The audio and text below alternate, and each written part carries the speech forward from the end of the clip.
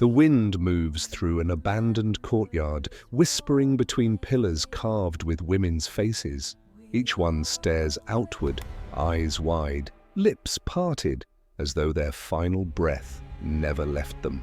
The marble glows pale beneath the moon, veins of grey crossing cheeks that once held warmth.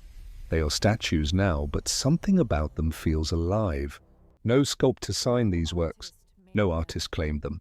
Local tales say they were not carved at all, but transformed that centuries ago. Noble women who defied the temple's vows were offered redemption through stone. It was called the Rite of Purity, a ritual so holy that even death dared not interrupt it. Imagine standing there, your body brushed with sacred dust, while priests chant promises of eternity. Each word hardens the air around you. Your heartbeat slows. Your limbs grow heavy. The marble begins to bloom from your skin, white and flawless, sealing you inside your own perfection. They said it was a blessing to live forever, untouched by sin or time. But the silence here feels less like eternity and more like punishment. This wasn't salvation. It was preservation. A ritual of beauty twisted into burial, and it was reserved only for women. It began as ceremony, not execution. The priests called it the binding of flesh to eternity, a ritual meant to honor noble women who had fallen from grace. To the faithful, it was an act of divine mercy, a transformation that lifted the unworthy into purity. To the women chosen, it was a sentence without breath. The ritual took place in the inner sanctum of the marble temples, hidden from the common eye. The floor was cold, carved with symbols that represented rebirth. Bowls of powdered limestone, crushed shells, and alabaster dust lined the altar. The air was heavy with incense, thick enough to numb the senses. The condemned were bathed first, their bodies washed in milk and rosewater to cleanse the mortal stain. Attendants whispered hymns while combing their hair, dressing them in white silk so thin it clung to the skin like memory. Then the priests began to anoint them, spreading the sacred paste of mineral and clay across their arms, their chest, their throat. It felt cool at first, then heavy, then unbearable. Layer after layer, the mixture hardened, sealing the body like armor. The women could still breathe barely. They were instructed to remain calm, to accept the gift of eternity with grace. Panic was seen as defiance, and defiance was blasphemy. Each inhalation drew dust into the lungs. Each exhalation came slower than the last. Their eyes watered as the plaster reached their necks. By the time it touched their lips, silence had become part of the ritual.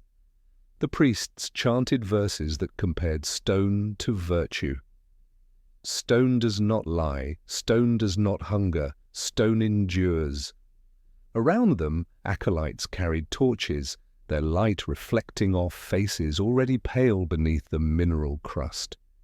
The victims' features were reshaped, mouths softened, eyes closed by weight.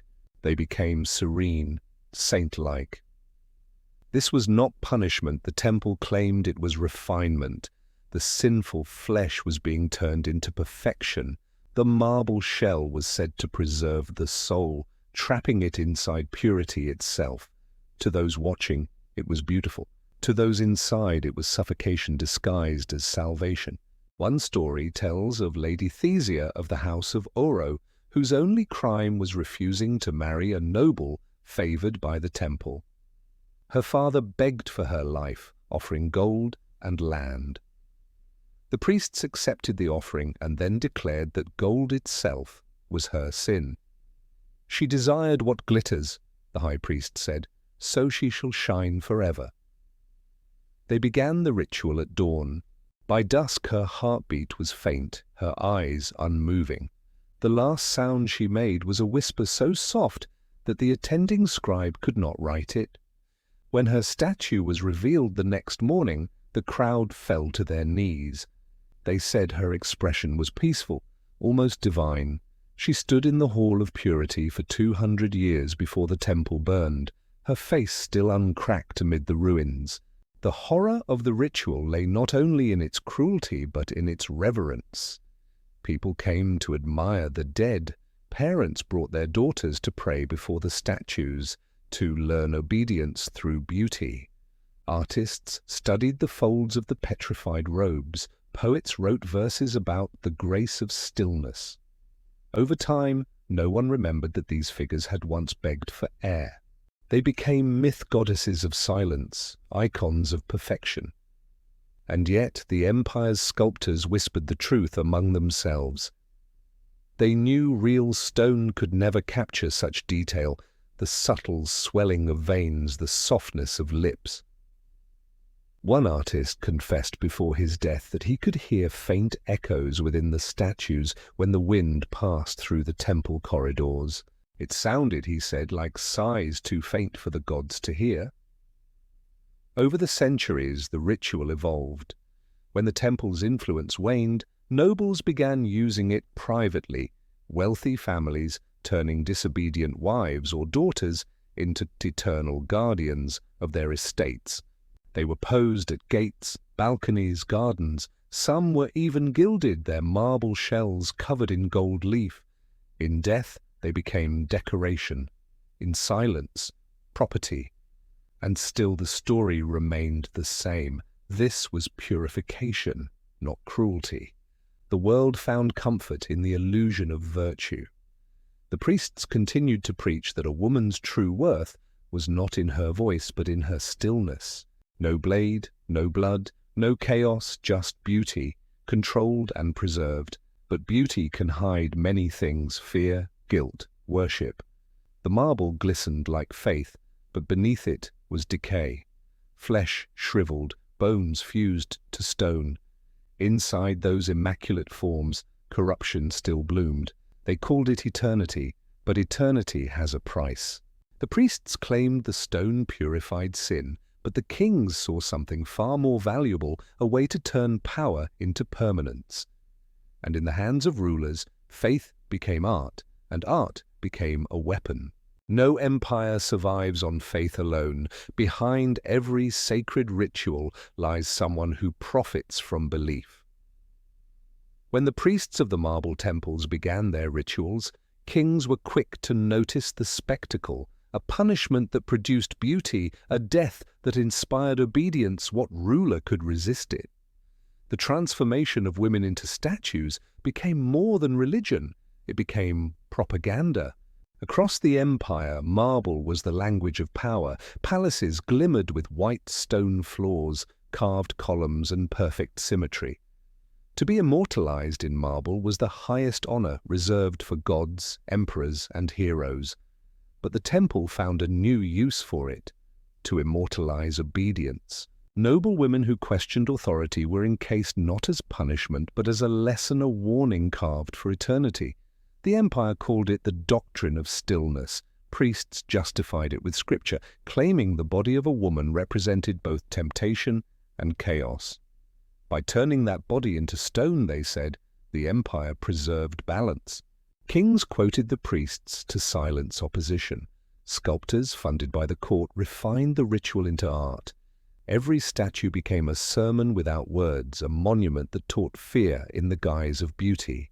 The greatest of these monuments stood in the Temple of Virtue, a vast hall lined with hundreds of marble women queens, courtiers, and daughters of generals.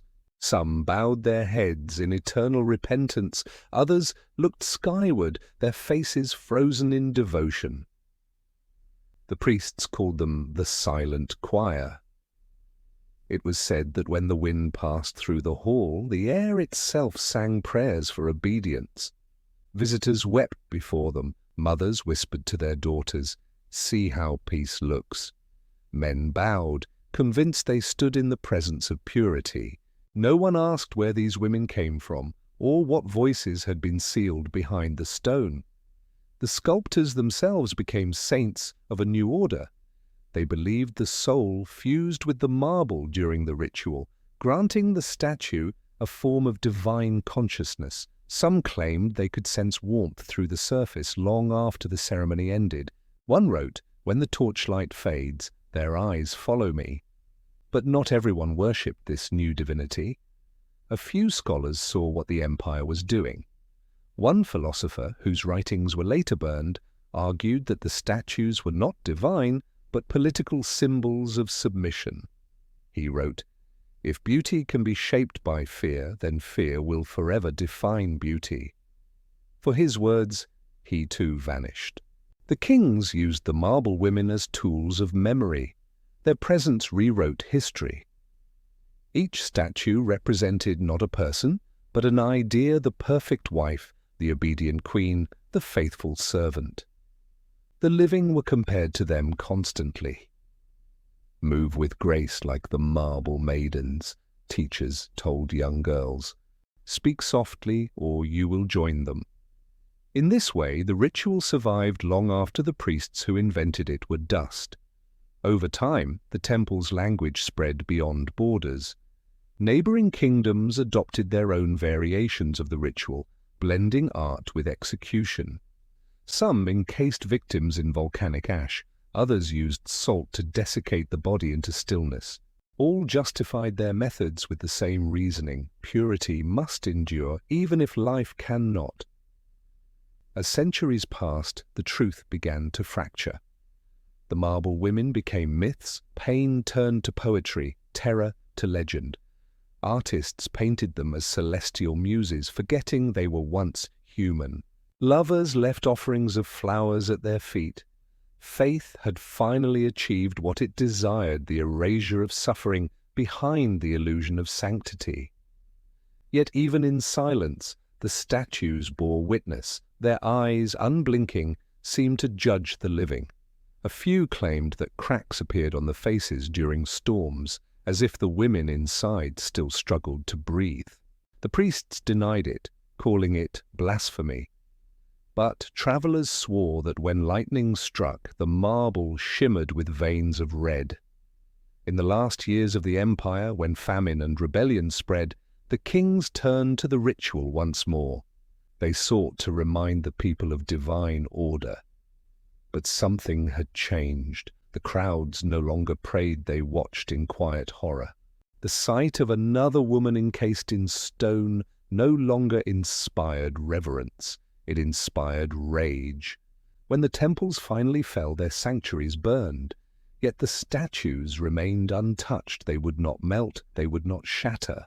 Fire only blackened the marble, giving it the appearance of ash-covered skin. And when dawn came, the ruined halls looked like graveyards, each figure still standing tall, unyielding. In the centuries that followed, explorers found them buried beneath vines and moss. Some were moved to museums, others left to erode in forgotten fields. Scholars debated their meaning: were they sacrifices or saints? Artists sketched their faces, admiring the craftsmanship. No one could fully look at them without feeling something uneasy, as if their beauty carried guilt. The kings and priests had long turned to dust, but their creations outlived them. That was the empire's greatest irony. Those they sought to silence became its only survivors. Stone remembers, even when history forgets. And now, centuries later, the statues remain admired as art, detached from agony. But if beauty was born from cruelty, can we ever truly look at it without seeing the faces beneath the marble? Time has softened the empire, but the marble still stands. Wind erodes its edges, moss climbs its feet, yet the faces remain. Their expressions calm, graceful, surrendered, are frozen beyond decay. Tourists wander through the ruins now, taking photographs, whispering admiration. None of them know the hymns once sung here, or the screams that followed them.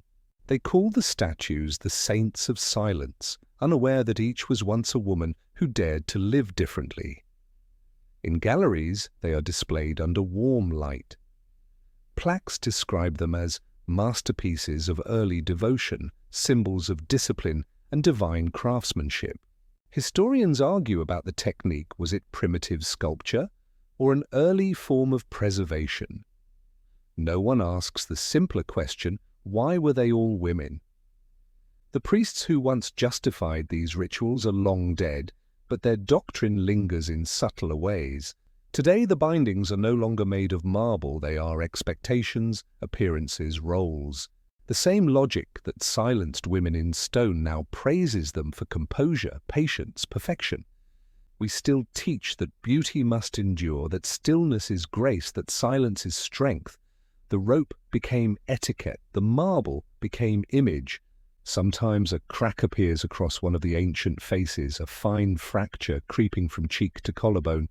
Archaeologists debate the cause, weather, pressure, time, but those who linger too long in the hall swear they hear something beneath the surface, a low hum, like air escaping from a sealed space. It is said that on certain nights, when the temperature drops, the statues exhale. We call it myth, of course. Civilization prefers explanations it can measure, yet the feeling persists that marble remembers, that every ounce of beauty shaped from pain carries a pulse of what it destroyed. When people look at these statues, they see serenity, but look long enough, and serenity begins to look like surrender. There is a strange reverence in humanity's fascination with stillness. We trust what does not move. We worship what cannot speak. Perhaps it comforts us to believe that silence equals peace, that suffering, once disguised as perfection, can be forgiven through time. But time does not absolve, it only conceals. If you listen carefully inside the ruined temple, where vines wrap the pillars and rain pools around the fallen altar, you can still hear the faint echo of the chant, "Stone does not lie, stone endures, yet even stone cracks, even marble bleeds dust." Maybe that is the final mercy, that beauty cannot stay untouched forever. The same hands that turned life to sculpture will crumble too, their monuments swallowed by the earth they tried to defy. The women once turned to stone have outlasted their gods. The empire that silenced them is gone, its name forgotten. But their faces remain, not as symbols of purity, but as proof that control always overreaches and that silence, no matter how sacred, eventually breaks. They called it immortality, they called it grace. But in the end, it was a prison carved from worship. And if you stand close enough, you might feel it too, the faint breath behind the marble, still waiting to be free.